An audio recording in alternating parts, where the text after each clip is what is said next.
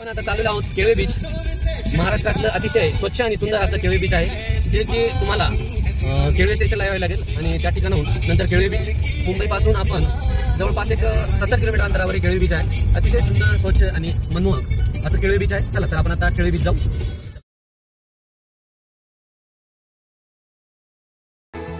आपण आता केळवे बीचला आलो आहोत आणि केळवे बीचला ग्रामपंचायतची पार्किंग आणि प्रायव्हेट पार्किंग अशा दोन पार्किंग आहेत. ग्रामपंचायतची जर तुम्ही पार्किंग घेतली तर फक्त 20 रुपये द्यावी लागतील आणि जर प्रायव्हेट पार्किंग घेतली थोडी समोर आहे पण ती 100 रुपये द्यावी लागतील.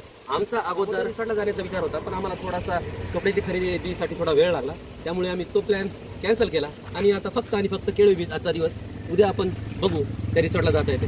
जर तुम्ही पालघरच्या बाजूला जर आले तर रिसॉर्ट खूप खूप छान आहे आणि ते दामोदर रिसॉर्ट असं आहे की जवळपास तुम्ही 4 ते 5 तास त्या ठिकाणी तुम्हाला वॉटर पार्किंग सुद्धा आहे. एकदम बढिया बढिया खूप. उद्या आपण त्या ठिकाणी जाऊ. चलो तर आता आपण जाऊ केळवे बीच. तर आहे हे केळवे बीचचं शीतलादेवी मंदिर आणि या बाजूला ते बाराव सुद्धा आहे, ती सुद्धा तुम्हाला दाखवतो. तर चला.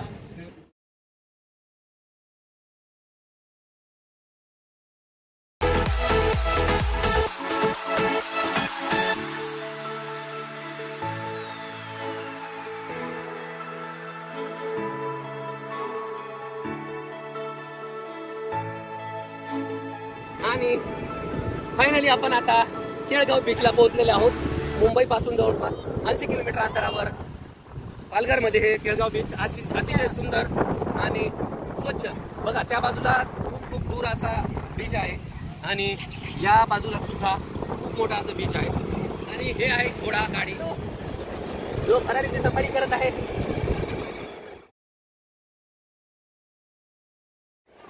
आणि फायनली आपण आता पोहोचलेले आहोत केळगाव बीचला आणि आमचा पहिला नीट समोर पडत आहे. बीच मध्ये सुंदर, स्वच्छ आणि देखणं असं बीच आहे. आपण पण या बीचला एक वेळेस बीचची गाईड द्यावी.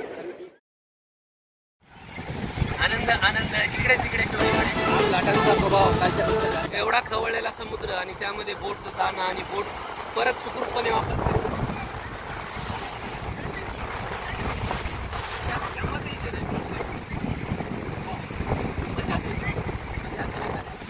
बोटवर गेली, कसं वाटलं? खूप छान.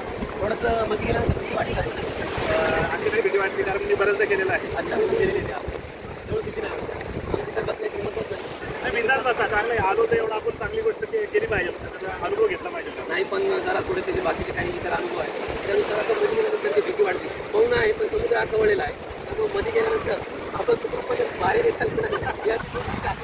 त्यामुळे लाईफ जॅकेट आहे, लाईफ जॅकेट आहे तरी पण सुद्धा जॅकेटला सुद्धा वापरण्यासाठी आपल्याकडे हिमाया पाहिजे, जेणेकरून. चला ठीक आहे, आपण अनुभव शेअर केला. तर या ठिकाणी प्रत्यक्षदर्शीमध्ये जाऊन आले, त्यांनी आपला अनुभव सांगितला, मस्त आहे, पण आमची हिंमत होत नाही. चला आपण जे येतात त्यांचा समुद्र कपाटीपाशी येत असताना एक ड्रेस कोड थोडासा चेंज असणं गरजेचं आहे. आपण येताना काही लक्षात येत नाही आपल्या, पण या ठिकाणी आल्यानंतर आपल्या बऱ्याच अडचणी निर्माण होतात. त्यामुळं या ठिकाणी येताना एक ड्रेस कोड सुद्धा गरजेचा आहे. मग तो स्त्री असो, पुरुष असो किंवा बालबच्चे असो, थोडासा ड्रेस कोड आवश्यक. यम्मा यम्मा यम्मा यम्मा ये खूबसूरत समा, यम्मा यम्मा यम्मा यम्मा ये खूबसूरत समा.